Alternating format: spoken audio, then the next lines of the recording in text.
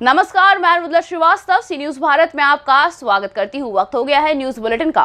खबरों के इस बुलेटिन में हम बात करेंगे बलिया की, जहां प्रगतिशील किसानों को दी गई नर्सरी के पौधे और शहद उत्पादन करने की किट। साथ ही आपको बताएंगे कैसे चैनपुर में बिहार पुलिस दिवस पर जन सहभागिता मोटरसाइकिल रैली का हुआ आगाज। आगे आपको बताएंगे कहां गाँव प्रधान की चलती मनमानी से ग्रामीण नरकीय जीवन जीने को मजबूर हैं। ऐसी ही तमाम खबरों पर करेंगे विस्तार से चर्चा। चंद्रशेखर उद्यान कंपनी बाग में आज प्रगतिशील किसानों के साथ उद्यान विभाग की एक बैठक का आयोजन किया गया। बैठक की अध्यक्षता सांसद वीरेंद्र सिंह मस्त ने की। इस कार्यक्रम में किसानों को व्यापार परक कृषि करने के लिए प्रेरित किया गया। साथ ही जिलाधिकारी सौम्या अग्रवाल और सांसद के कर कमलों द्वारा प्रगतिशील किसानों को नर्सरी के पौधे और शहद उत्पादन करने की किट प्रदान की गई। प्राकृतिक खेती के लिए बलिया एक प्रमुख जनपद है। सांसद ने जिलाधिकारी से कहा कि इस योजना से किसानों को लाभान्वित किया जाए। मेरा नाम अखिलेश सिंह है, मैं जिला किसान संघ का अध्यक्ष हूँ। जो मुख्यतः कार्यक्रम नमामि गंगे के तहत प्रायोजित था। आत्मा की बैठक में जिला अधिकारी महोदय से मैंने निवेदन भी किया था एक रात पहले कि महोदय, चूँकि उद्यान कृषि का एक आधा अंग है और बिना औद्योगिक फसलों के कृषकों का उत्थान नहीं हो सकता है, और जनपद में है आपका अगर दृष्टिकोण इस विभाग पर भी पड़े और इसमें जो सरकारी योजनाएं दे रही है वो सही तरीके से संचालित हो रही नहीं हो रही अपने स्तर से, यदि आप उसको देख लेती हैं तो निश्चित रूप से किसानों का भला हो जाएगा। जैसे आपके माइक्रो इरीगेशन में आपका रेनगन है, स्प्रिंकलर है और ड्रिप इरीगेशन है। इसमें पर ड्रॉप मोर क्रॉप की जो पद्धति है, जो सरकार का नारा है कि पानी बचाओ, तो उसमें किसान को कैसे जोड़ा जाए, कितना जोड़ा जाए, पानी के महत्व को कैसे समझाया जाए, इस पर किसान संघ ने कई बार किसान दिवस के माध्यम से सुझाव भी दिया था जिला अधिकारी बलिया को कि ब्लॉक स्तर क्या न्याय पंचायत स्तर पर भी गोष्ठियां करके किसानों को इसकी महत्ता को समझाया जाए, ताकि जल जो एक जीवन है उसको हम कितना बचा सकते हैं, जो बहुत सीमित मात्रा में बचा है उसको आगे तक कैसे ले जा सकते हैं। तो इस पद्धति को धरातल पर उतारने के लिए क्या क्या आवश्यकताएं होंगी, इस पर फोकस डाला गया। सारे हमारे संवर्गीय अधिकारियों ने इस बाबत जानकारी हमारे उपस्थित किसानों को दी।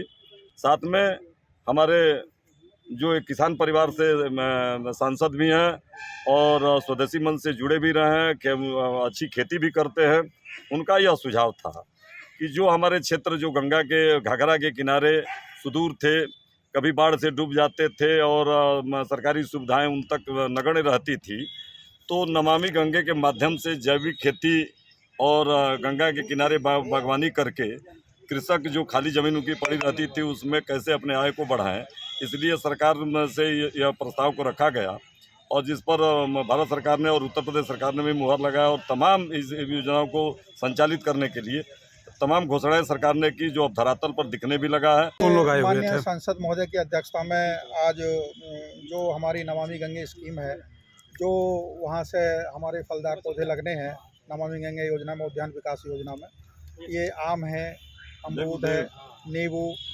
और आपका अनार है। इस तरह की जो हमारे फलदार बाग हैं वो उगाए जाने का लक्ष्य मिला हुआ है। इसमें अभी तक जिले ने 150 हेक्टेयर का लक्ष्य अर्जित किया जा चुका है। 50 हेक्टेयर अभी और रोपित होना है। सभी जनप्रतिनिधियों, किसानों से, उद्यमियों से, सभी से मेरा निवेदन होगा कि इसमें आगे आएँ और ज़्यादा से ज़्यादा बाग लगाएं और जिससे कोई गुणवत्तायुक्त उत्पादन लें और अपनी आमदनी को दोगुना करें। तो सर, किसानों के इसमें स्वयं बाग लगाएं, डीबीटी उनके खाते में होगी। हर महीने 3000 रुपये प्रति हेक्टेयर मिलेगा हर महीने। माननीय सांसद जी के द्वारा कि एक तो हनी शहद उत्पादन और एक ये हमारी नमामि गंगे योजना में जो उद्यानीकरण का काम होना है, ये बहुत अच्छी तरह से हो। तीसरा, प्राकृतिक खेती और जो मोटे अनाज की खेती है जो परंपरागत होती थी, ज्वार है, बाजरा है, मंडुआ है, रागी है, ये खेती होती थी, प्राय लुप्त होती चली गई क्योंकि इसमें कैल्शियम की मात्रा, खनिज तत्वों की मात्रा अधिक होती है पोषण के दृष्टिकोण से। तो इसे भी इस साल जो है वर्ष 23 जो है ये मिलेट वर्ष घोषित किया गया है और इसमें जो बीज है वो सरकारी व्यवस्था करा रही है, मार्केट की व्यवस्था भी सरकार कराएगी और इसको प्रोसेस करके अपने कंट्री के अंदर, अपने देश के अंदर और देश के बाहर भी इसको निर्यात कराने का प्रोविज़न बताया गया। यही है कि ज़्यादा से ज़्यादा उद्यान विभाग की, कृषि विभाग की योजनाएं हैं ज़्यादा से ज़्यादा किसान भाई यूज़ करें और अपना करके अपनी आय दुगनी करें, वृद्धि करें। अच्छे अच्छे वो बाग लगाएं, जैसे आम है, अमरूद है, आंवला है, नींबू है, अनार है, और गुणवत्तायुक्त उत्पादन लेकर के वो विपणन करें और उसमें अंतर्वर्षीय फसलें भी उगाएं। जैसे आपका उद्यानिक फसलों में आपका आलू हो गया, लहसुन है, मसाले में हल्दी की खेती है, अदरक की खेती है, मसाले की में जो है धनिया की खेती है, मगरेल की खेती है। इसी तरह से कृषि में वो किसान भाई चने की खेती कर सकते हैं, मटर की खेती कर सकते हैं, मसूर की खेती कर सकते हैं अंतर्वर्तीय बागों में, और ऐसा उगा करके वो अपना लाभ देंगे। बलिया से सीनू संवाददाता आनंद दुबे की रिपोर्ट। चंदौली के सदलपुरा गांव में स्थित जेएन ग्लोबल एकेडमी स्कूल में मंगलवार को हुनरबाज उड़ान हौसलों की क्लोजिंग सेरेमनी और पुरस्कार वितरण समारोह पूरे उत्साह के साथ मनाया गया। स्कूल के संचालक अमित सिंह द्वारा कार्यक्रम की शुरुआत में मां सरस्वती के समक्ष दीप प्रज्वलित कर किया गया। इस अवसर पर स्कूल स्टूडेंट्स ने मनमोहक प्रस्तुति दी, जिससे कार्यक्रम में 4 चांद लग गए। इस दौरान विजेता प्रतिभागियों को मेडल और सर्टिफिकेट देकर सम्मानित किया गया और उनके हौसलों को बढ़ाया गया। इस कार्यक्रम में स्पष्ट होता है कि अगर हौसले बुलंद हैं तो उड़ान जरूर होगी। चंदौली से सीनू संवाददाता सुमित सिंह की रिपोर्ट।